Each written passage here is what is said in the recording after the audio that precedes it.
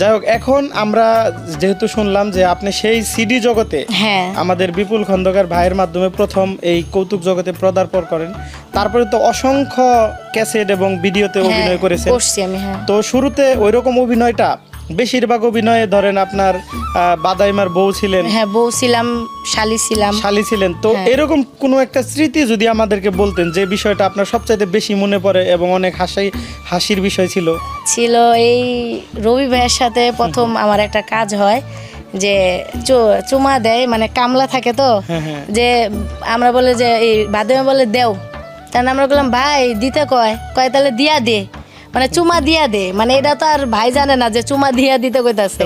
হ্যাঁ যাই হোক, এই গল্পটা আপনারা অনেকেই দেখেছিলেন যে কামলা সেই ক্ষেতের পার থেকে বাড়িতে যায় চুমা চায়, এই বিষয়টাই তো। হ্যাঁ হ্যাঁ হ্যাঁ আপনার দেখা গেছে ভাদাইমা ভাইয়ের সাথে যে অভিনয়গুলো আপনি করেছেন, এর মধ্যে জনপ্রিয় অনেক ডায়লগ আছে। আমাদেরকে ছোট্ট একটা ডায়লগ যদি বলতেন, যে কোনো একটা ডায়লগ। এই যে আপনার শিলু কিউ কিউ, এই যে একটা জনপ্রিয় ডায়লগ আছিল, এই শিলু ক্যাসেটে আপনি কোন ভূমিকায় অভিনয় করেছিলেন? আসল কথা কি, শিলু এটা ছিল আমার যে মমতা ভাবি যে ছিল, তার এই ডায়লগটা ছিল। তারপরে মনে করেন আমার তো নাম ছিল চেলি।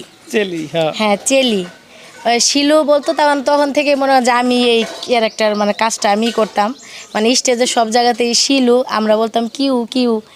হ্যাঁ হ্যাঁ ভাদাইমা ভাই বলতো U U U U Q Q, মানে ওর মানে কোনো ডায়লগের কোনো শেষ নাই, যা মুখে আসছে তাই বলতো।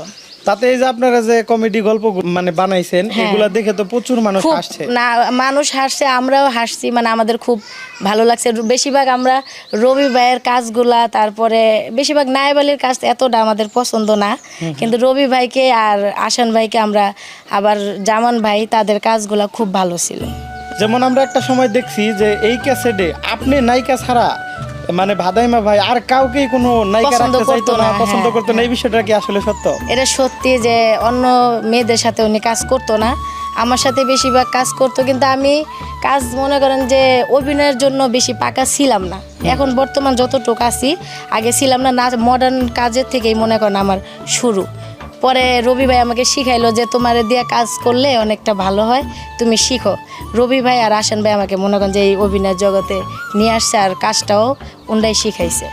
যাক, ওনাদের সাথে সর্বপ্রথম কত সালে আপনি যুক্ত হয়েছিলেন, এটা কি মনে আছে? না এটা আমার মনে নেই, ধারণা 7-8 সাল হবে ক্যাসেট জগৎ। হ্যাঁ হ্যাঁ এরকমই মনে হয়।